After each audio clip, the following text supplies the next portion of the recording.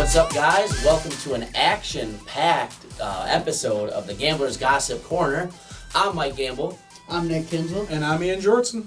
Man, we got a lot to go over today, guys. We had all types of crazy off-track action going on this week, from hauler fires to fisticuffs on pit road, to NASCAR mergers with ISC, to everything under the sun we can kind of go over. As crazy as the racing was on the track this week at Kansas, all the stuff going on before the race and everything going on off the track during the week as well was just as crazy. Yep. So, for one, you almost felt like you got a victory just by getting to the track this week, because we had two haulers hardly make it to the racetrack. Right. So, the Colleague Racing hauler wrecked on the way to the racetrack. Something along the line. I don't remember exactly what even happened, but it was a crash. Nobody was hurt. I heard there was some kind of medical issue with the driver. Yeah, I think it was something like that, and they couldn't regain control of the hauler. It went down. So, from what I understand, though, there was a lot of their equipment, everything was damaged, but they got the race car to the track. Ross raced the 10 car. The backup car was trashed, though. Yes. Yeah. So, these kind of things suck to see because, especially in like the Xfinity series. I mean, racing's already expensive enough as it is just to get to the racetrack safely and race every weekend. Mm-hmm. Now you start adding in stuff like this, it's just even crazier. And if one wasn't enough, the JTG Daugherty trailer, caught fire on the way to the racetrack. And if you guys, you guys saw those photos, that thing was up in flames, decimated. It was torched. Right, almost like total loss from everything. JTG Daugherty came out and said they weren't exactly sure what the total loss was, but from what I saw, it didn't really look like there was a whole lot salvageable. They had to use Chris Buescher's backup as Ryan Preece's primary. Yeah. Right. Yep. Yes. Yeah, I saw a video of them wrapping that in the garage. Yeah. I call it the curse of the 3-car. Ever since the 3-car was brought back onto the racetrack at Talladega, you guys see what happened with the birds at the NASCAR Hall of Fame? Yeah. Holy crap! Ever since Richard Childress drove that car, the birds at the Hall of Fame, the 2 fires, and then we're not that far away from Halloween. Yeah, it's we kind did of that. It's a little superstition. It almost looks like they came in and opened up the mummy's tomb or something. Yeah, some kind of crazy voodoo or whatever. Crazy stuff going on. NASCAR world's been turned upside down with the craziness. Earnhardt's ghost is like, leave my car alone. Yeah. So, the only good thing I would say that came out of the JTG Daugherty situation was you had a bunch of teams coming to their defense to do everything they could. They said, I think, almost every single team, one way or another, contacted them and said, hey, anything you guys need, we'll help you. Well, Hendrick Motorsports, they gave them the test car hauler. Yeah. Rodney Childers even came out and said, hey, I'll send my whole team there to help you guys out, whatever you guys need. So, at the end of the day, it goes to show these guys are competitors. They're to win every week. But at the end of the day, it's a fraternity. It's a family. Yeah, it's all family. Yep. Yeah, and that's what you got to love about NASCAR. Yeah. It's great. And just going back on the Colleague thing, I mean, it's just another add-on to what a bad year that they have gone through. I mean, their crew chief died earlier this year. Yep. I don't know, just strings of bad luck, with just A.J. Allmendinger not passing inspection. Yeah. This happens. It's just Colleague Racing. They just need their luck to turn around right now, man. And Justin Haley getting eliminated from the playoffs. Yeah, there's another one.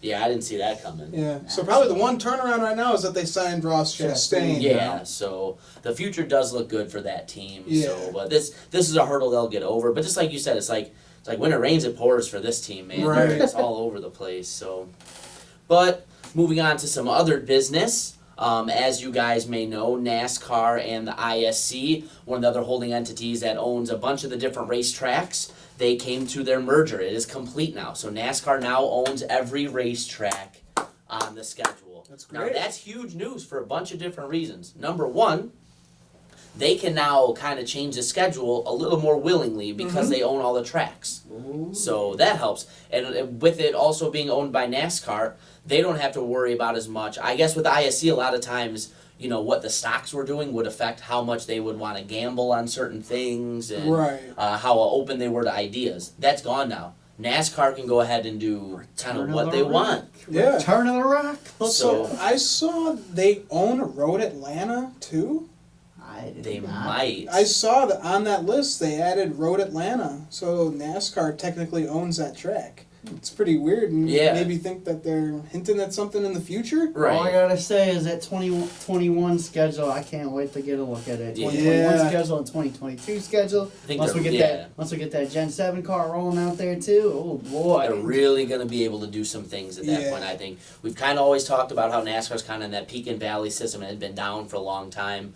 A lot of different indicators showing that it's starting to come back, and I think that's really going to be on They start bringing back rise. some of these old racetracks. You can get some of those old NASCAR fans back into Right. Some Exactly. of those new tracks. And some of these shorter tracks that they haven't gone to yet that people are begging for, like Nashville and stuff. So, yeah, one negative with that, though, with NASCAR and ISC merging, NASCAR doesn't show its earnings the way ISC does because it's publicly traded. NASCAR is not. So therefore, all of that information is now private, which also now means it's now secret. We'll never see it. Yeah. So we're never going to know if they're making money, how they're doing, all that kind of stuff. NASCAR has information. So just like how the purse prizes, all that stuff's non-disclosed now, Right. this information will be as well, would be my guess. So kind of a big deal. Yeah.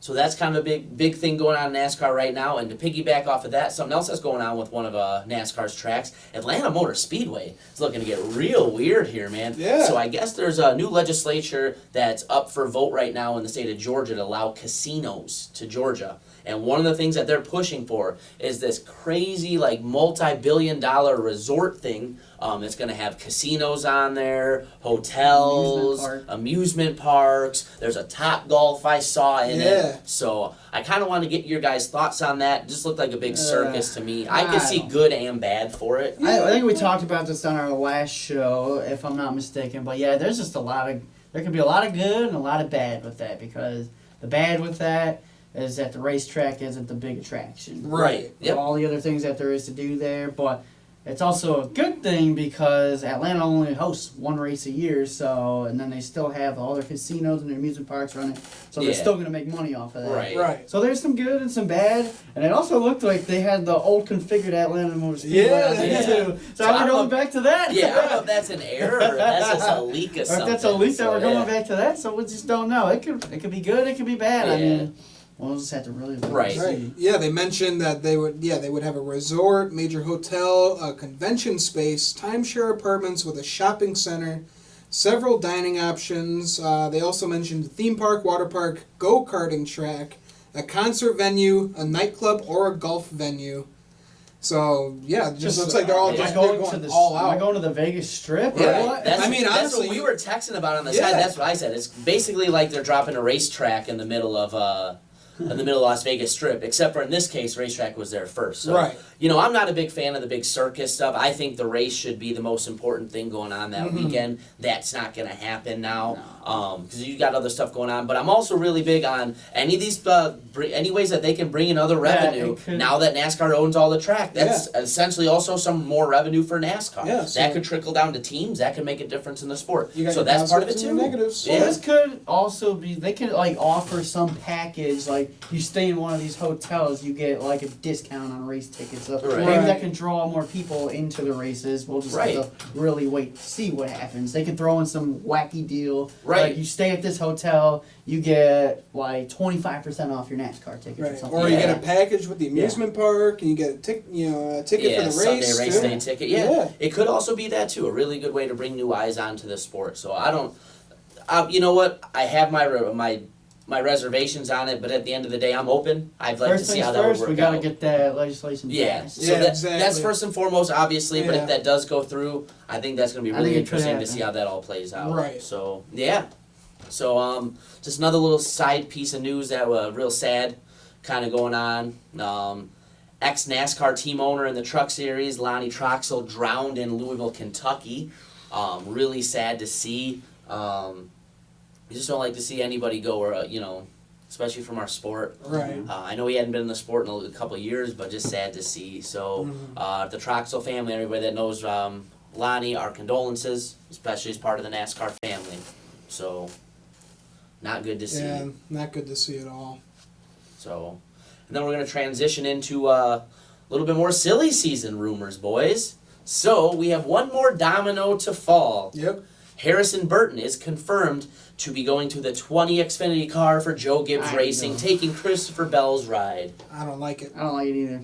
I do like it, actually. I don't Yes, like I it. do. I don't think Harrison Burton has proved himself in the truck series yet. Yeah, some people can say, well, it's a stock car is different from the truck, or an Xfinity car is different from the truck, but Harrison Burton drove for, I know it was his rookie season, really full-time in the truck series, but Harrison Burton drove for arguably the best team in all of the truck series, and failed to qualify for the playoffs, failed to get a win. I just don't think he's ready. Yeah. I don't think he's been all that impressive. So this, to me, just looks like another case of rushing a driver through the ranks, and this could be, it could hurt Harrison. Yeah, I just don't think he's ready for it yet. It's really a downgrade for that car, going from Christopher Bell to Harrison who Burton. proved himself in the truck series, to a guy like Harrison Burton who is yet to prove himself. Like, yeah, good for Harrison, but again, I just think this is another situation of rushing a driver to the ranks. I think he's just way too young, man. He's still, he needs that experience still in the truck series, because the truck series is mighty freaking competitive, and he's going to step into the Xfinity series.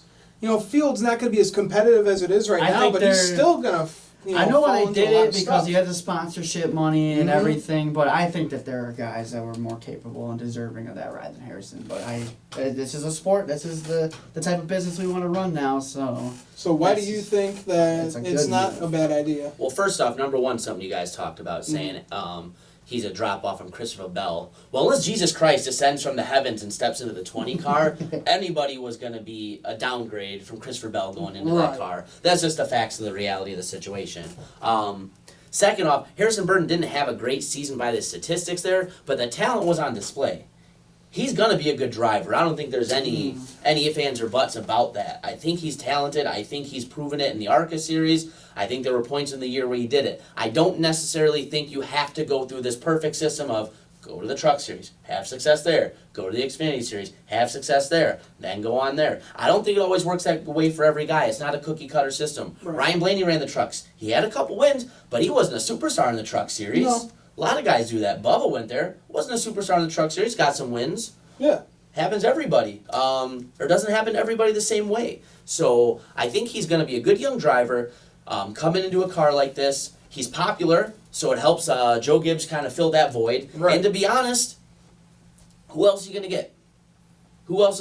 The problem with the truck series, in my eyes, there aren't really all that many drivers that are capable, ready to come up, that have sponsorship to make the jump. So that's the only thing, is the sponsorship. Yeah, because I was about to say, well, there's one guy who definitely deserves that ride more than Harrison, and that's Brett Moffitt. And he can't sponsor his own car now. So what are we talking about? I don't know. Yeah. Well, I guess he's just gonna have to prove me wrong, because I don't think he's ready at all. I just hate to see. I hate this. They're rushing these kids through the system and the ranks. I don't like it at all. I don't think he's ready, but I hope he proves me wrong. But that's just my take on it. Is that I think he needed another year or two in the truck series. Why rush it? Why rush it? Yeah, I mean, I wish the success for gain the knowledge and get the respect of those truckers, because I don't even know if he has the respect of the truck series drivers yet. Yeah, he drives for Cowboys Motorsports, but he hasn't been all that impressive. You can tell right now he doesn't have really any respect out of the Xfinity drivers after his past few weeks of antics. Yeah, I just think he's got that chance. He can just go into the Xfinity series next year and get run over by all these guys. Right.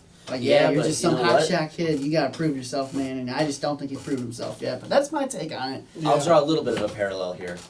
Noah Gragson wasn't a superstar in the truck series. He did okay. Yeah. He wasn't a superstar. How did he do this year with Junior Motorsports?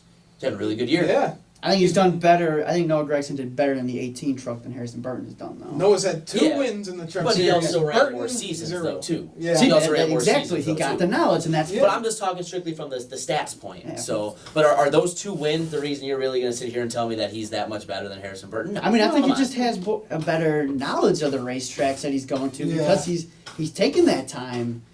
That's just me. I just don't see this as a good move, but again, I'll prove me wrong. Hey, surprise us, man! I think he's going to step in and do just fine. I don't know if he'll be a championship contender his very first year. I think that can be a tough ask. Because the pressure is really on him. He's driving. In his career, he's driven for the best 2 teams in the truck series, driving for Cowboys Motorsports. Didn't really have the great success there, and now he's driving for Joe Gibbs Racing. The pressure's going to be on this young man. Yep. Joe Gibbs is going to expect Also, too, his last name's Burton. He's Jeff Burton's son. His pressure's been on him his whole life. I really don't think that's going to be a big issue. I really don't. I think he's going to do just fine. I don't know if he runs for a championship next year, but I fully expect him to make the playoffs and potentially even get a win or two. Like we said, anybody from Christopher Bell is going to be a downgrade unless they get a Cup guy to take that ride. Right. Like a Daniel Hemrick steps into the 20, or Trevor Bayne comes back, or any one of the other guys that are out of a ride right now from the Cup Series come down.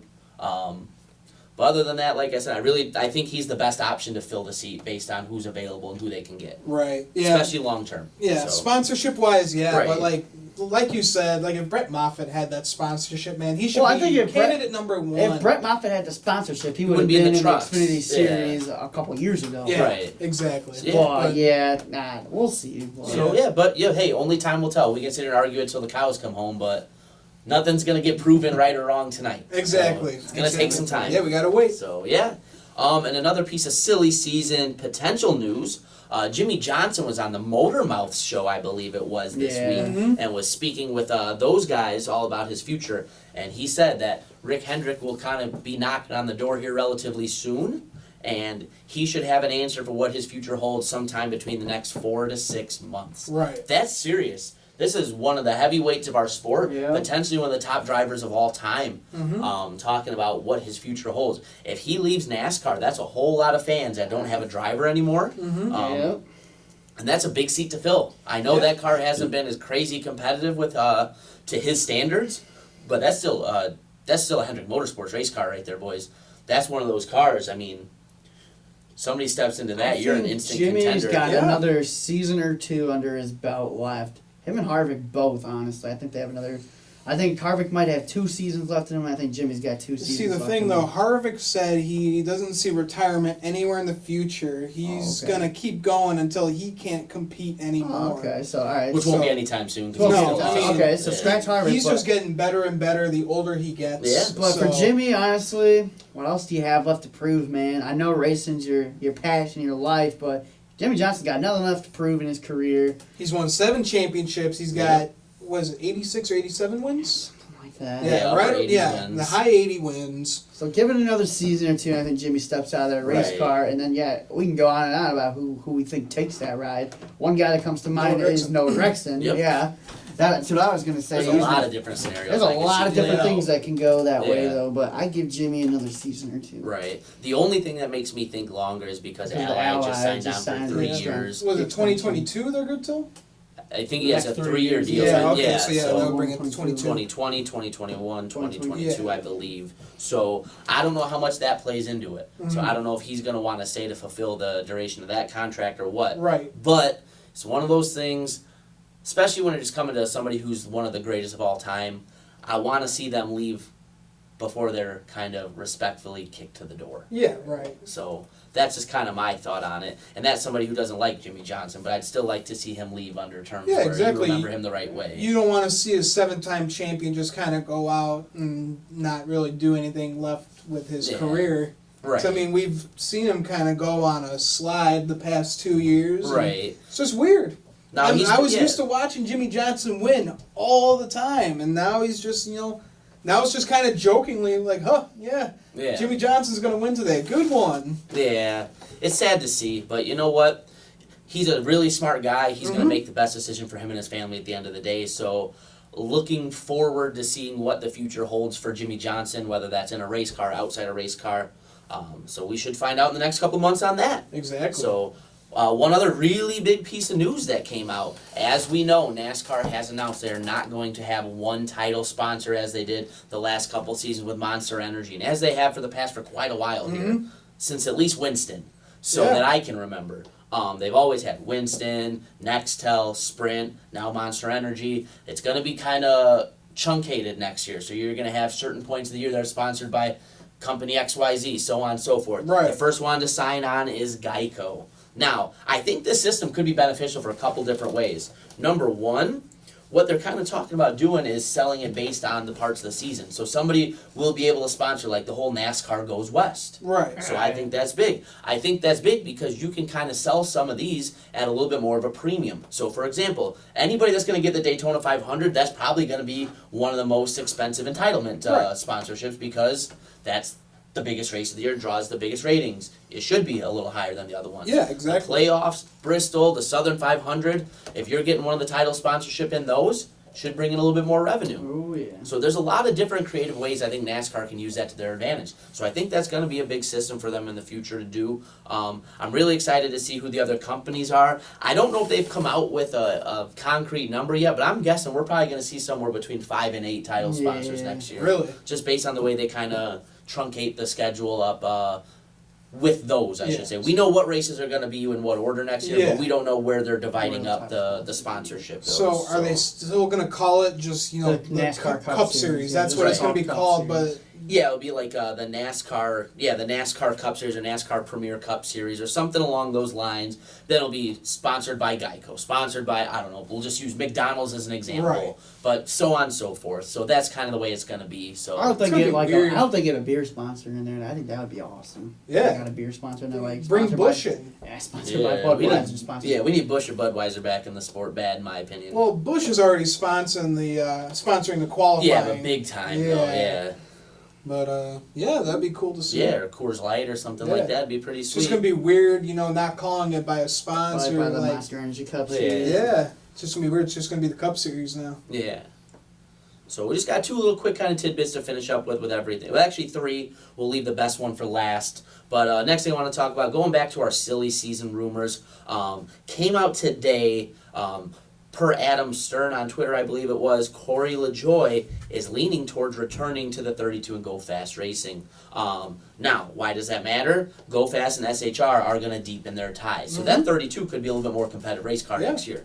Also, too, that has implications for the front row racing spot that's open now, too. A lot of people were under the thought that 32, when LaJoie left, if he left, would go to a Cole Custer type because the SHR ties. Right. That's looking like it might not happen now.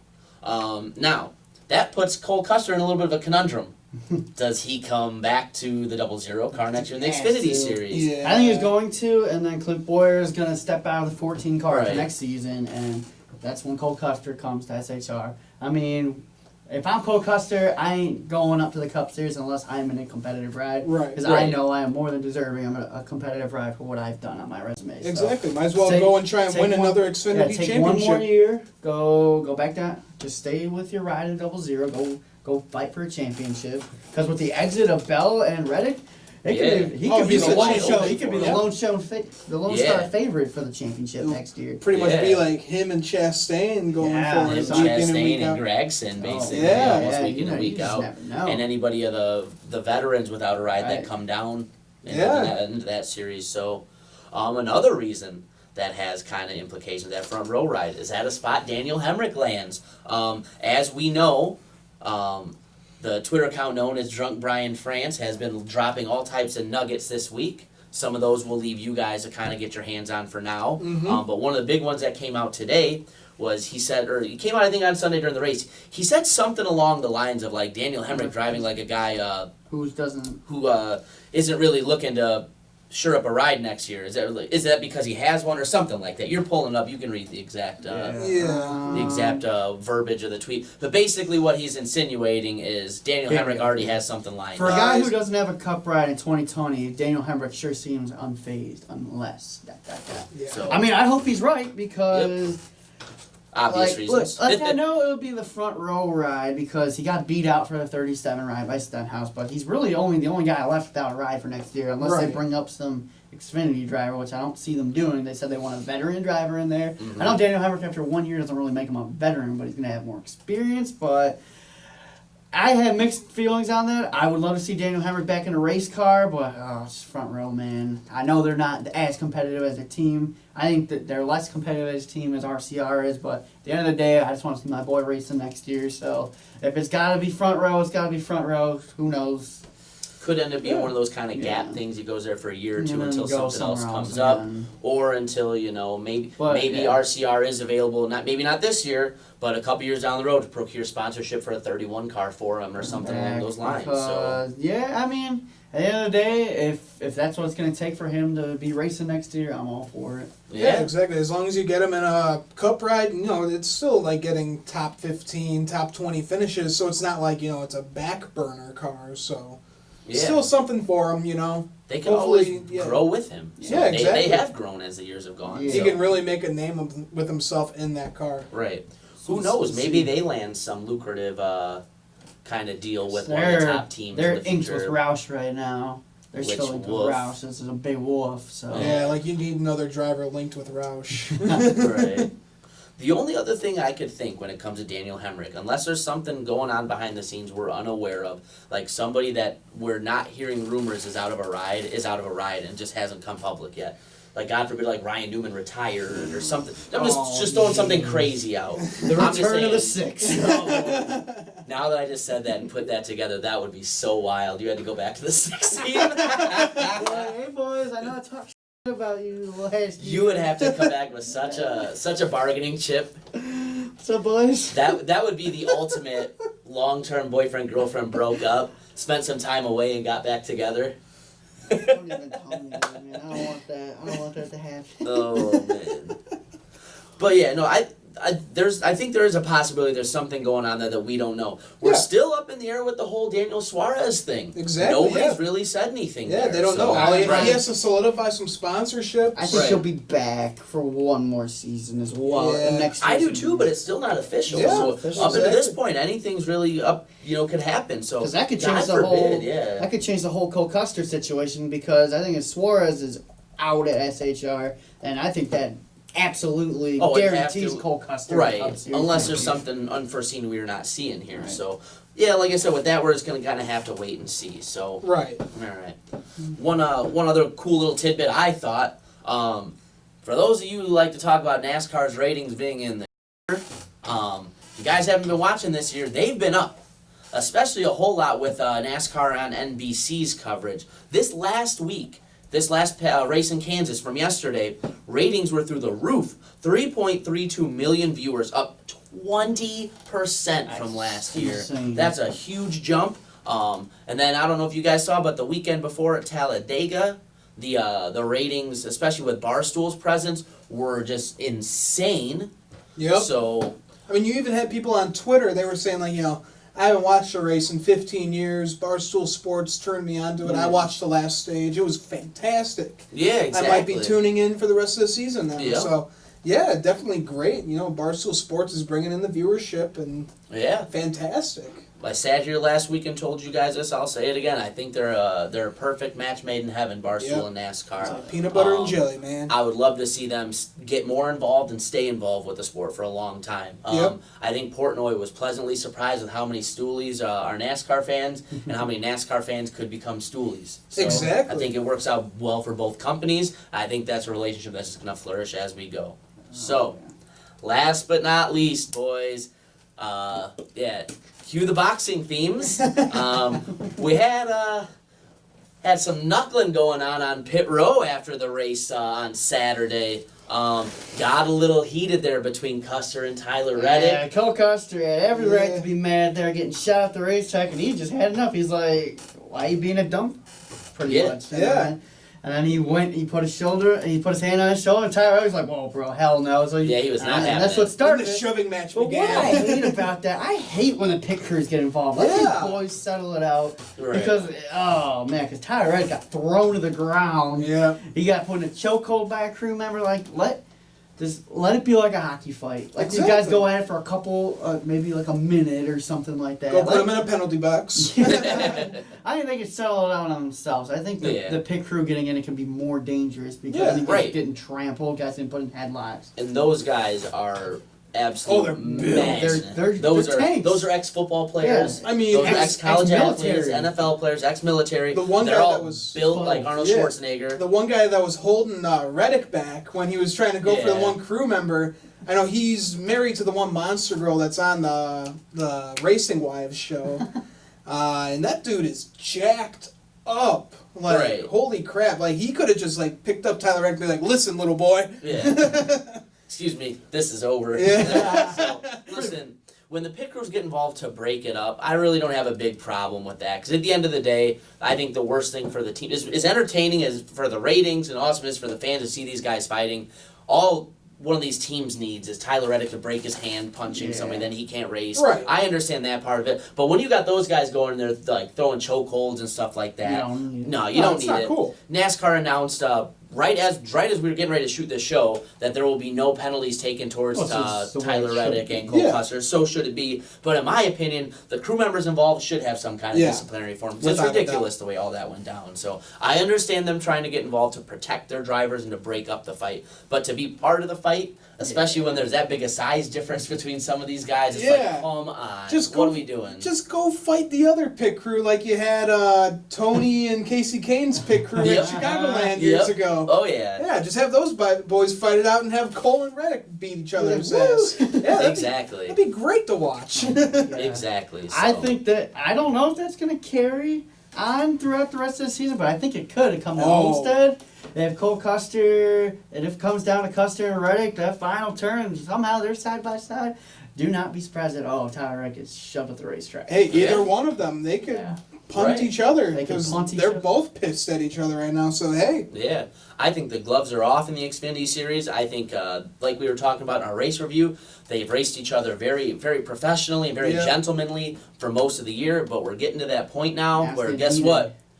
I can't be your friend anymore. Yeah. I gotta win, and if you win, I can't win. So you know what? You're gonna scratch, claw, fight, bite, whatever you gotta do to win at this point. Yeah, this kind of reminds me of that picture that NASCAR Chasm keeps posting of the Hendrick boys with Blaney in the background. He's kind of waving. Yeah. You're like, there's Cole Custer and Reddick. They're battling it out, and Bell, he's just in the background like, hey guys, I'm gonna win this damn thing because you guys are acting like idiots. Yep.